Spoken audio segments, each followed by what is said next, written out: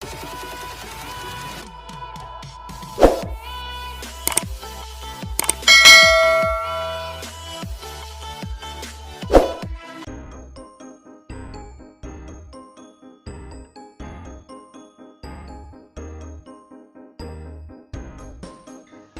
lanjut untuk soal nomor 6.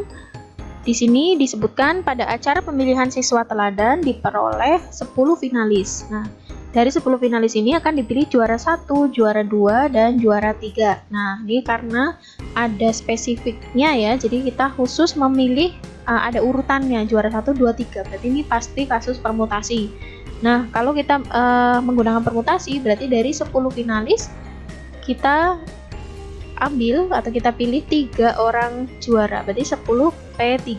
Nah, dari sini kita hitung menggunakan rumus permutasi, berarti ada 10 faktorial dibagi dengan 10 kurangi 3 faktorial. Nah, berarti ketemunya adalah 10 faktorial per 7 faktorial. Nah, kita uraikan ya, yang 10-nya berarti 10 kali 9 kali 8 kali 7 faktorial. Nah, dibagi 7 faktorial, ketemunya adalah, nah ini coret ya, berarti 9 kali 8, 72 kali 10.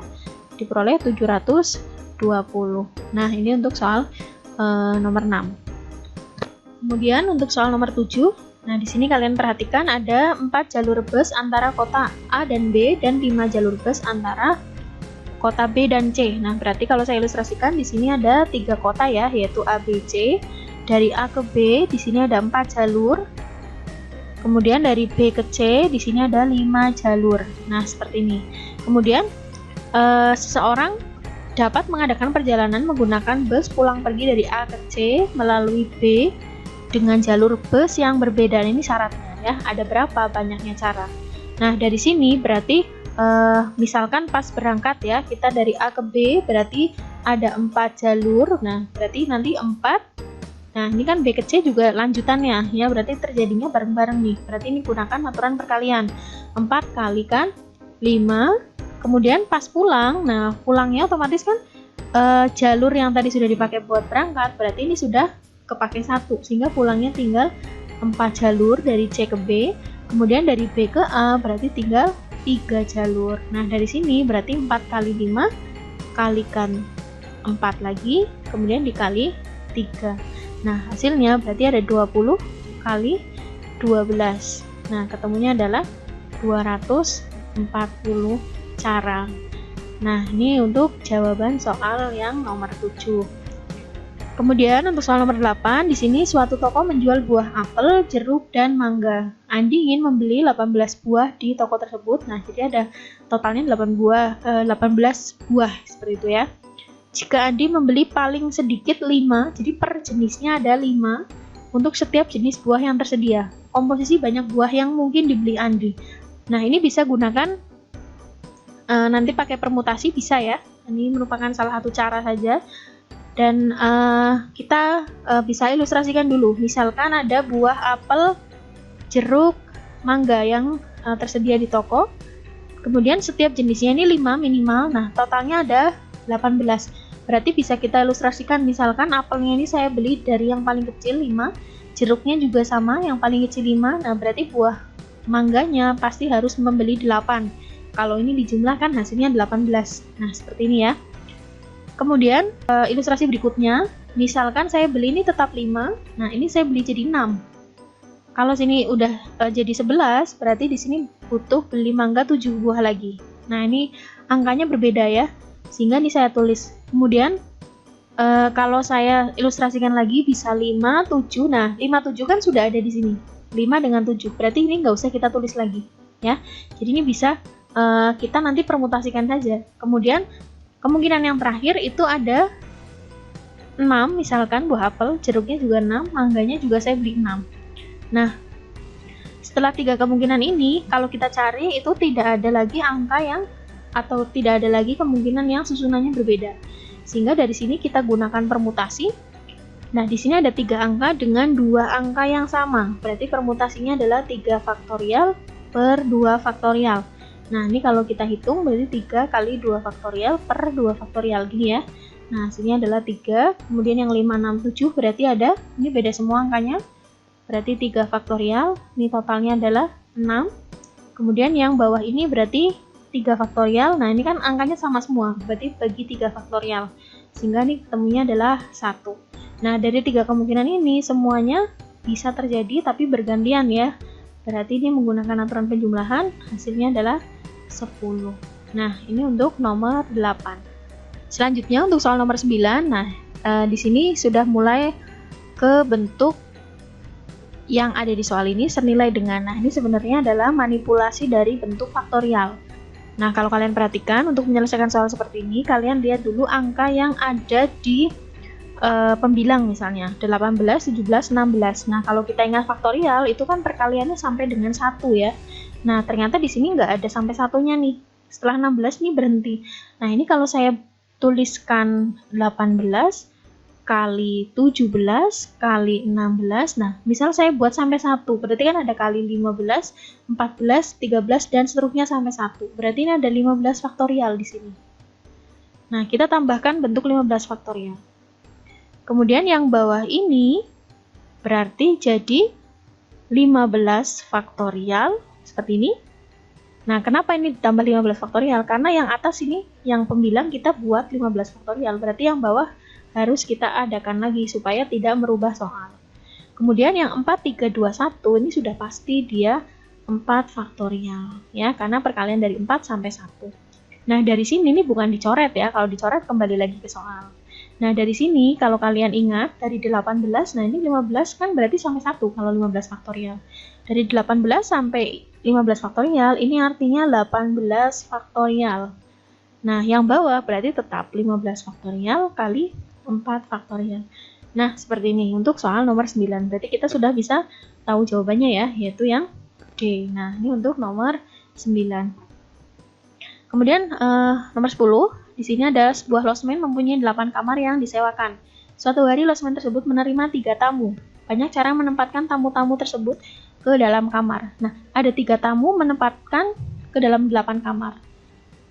Nah, kalau kasus seperti ini, seolah nanti jadi 3, misalkan ya, 3 tamu ditempatkan di 8 kamar. Nanti kalau seperti itu jadi takutnya kebalik ya.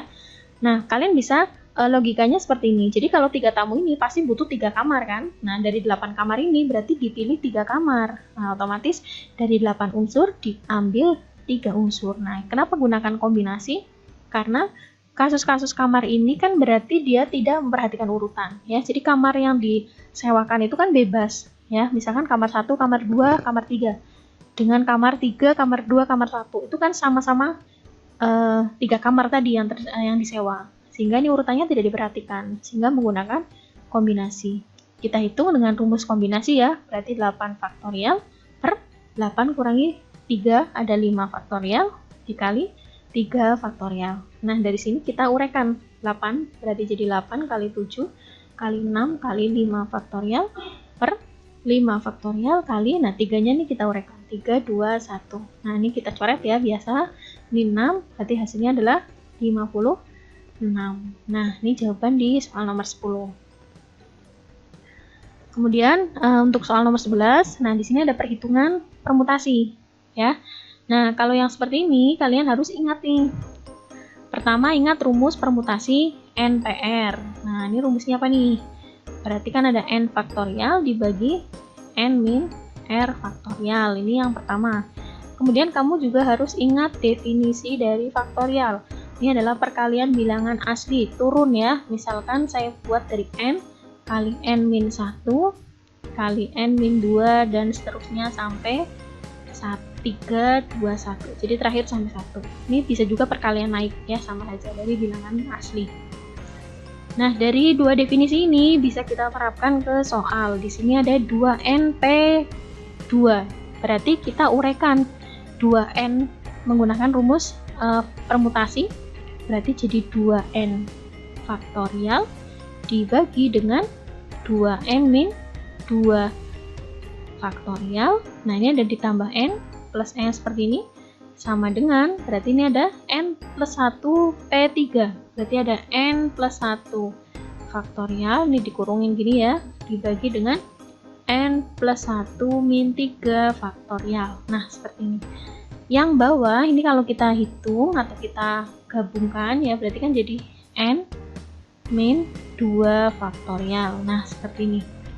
Kemudian menggunakan definisi faktorial sekarang. Ada 2n. Kita gunakan kalau n faktorial kan jadi n kali. Kalau 2n berarti ini jadi 2n kali 2n min 1. Nah, turun ya. 2n min 2. Nah, ini kan bawahnya 2n min 2. Berarti kita berhenti saja di sini. Per bawahnya 2n min 2 faktorial. Nah, sampai sini. Ini ada plus n ya. Berarti ini saya tambahkan n sama dengan, nah yang n plus 1 juga kita uraikan. Jadi n plus 1 kalikan n, karena nanti dikurangi 1. Karena plus 1 dikurangi 1 berarti kan habis. Terus kemudian kali n min 1 kali n min 2 faktorial. Nah, sampai sini. Bawahnya ini ada n min 2 faktorial. Nah, seperti ini ya. Yang sama bisa kita coret. Nah, ini saya coret. Ini juga, ini kurang-kurung ya. Nah, ini coret juga nih. Nah, kemudian sampai sini saya teruskan ya. Kita lanjutkan di sini. Saya tulis berarti jadi tinggal 2n kali 2n min 1 ditambah dengan n sama dengan, nah ini berarti masih n ditambah 1 kali n min 1. Nah, seperti ini. Dari sini kalau kalian perhatikan, kalau misalnya dikali juga bisa, tapi nanti diperoleh n pangkat 3. Nanti akan terlalu sulit ya, angkanya besar pangkatnya. Nah, di sini bisa kita bagi saja. Kita bagi dengan n. Nah, kalau semua ruas kita bagi n, berarti n yang ini habis, berarti menyisakan 2 kali 2n min 1. Nah, n yang ini juga saya bagi kan. Nah, berarti ini menyisakan 1, ada ditambah 1. Nah, n ini kan karena ini perkalian semua, berarti salah satu saja kita coret. Ya, sehingga jadi n plus 1 kali n min 1. Nah, dari sini kita tinggal kalikan biasa, perkalian aljabar biasa ya. Ini ada 4n min 2 ditambah 1 sama dengan, nah ini perkalian biasa juga aljabar, ada n kuadrat min n plus n min 1. Nah, seperti ini tinggal kita gabungkan unsur yang sama ya, 4n. Nah, ini angka dengan angka bisa nih kita jumlah jadi 4n min 1. Yang sebelah kanan berarti n kuadrat. Nah, ini kamu perhatikan ini habis ya, min n dengan plus n, sehingga sisanya n kuadrat min 1. Nah, ini sama-sama min 1, boleh kita coret. Nah, berarti kalau saya pindah, nah ini jadi 0 ya, 4n nya saya pindah ruas, berarti n kuadrat min 4n gini ya, sama dengan 0. Nah, dari sini bisa kita faktorkan persamaan kuadrat ini menjadi n kali n min 4. Nah, dari sini kita peroleh n nya 0 atau n min 4 sama dengan 0. Nah, berarti yang ini jadi n sama dengan 4. Nah, karena bilangan n di sini adalah bilangan asli, berarti nggak mungkin n-nya 0, berarti ini tidak memenuhi, sehingga yang memenuhi adalah yang n-nya 4. Jawabannya adalah yang B untuk soal nomor 11.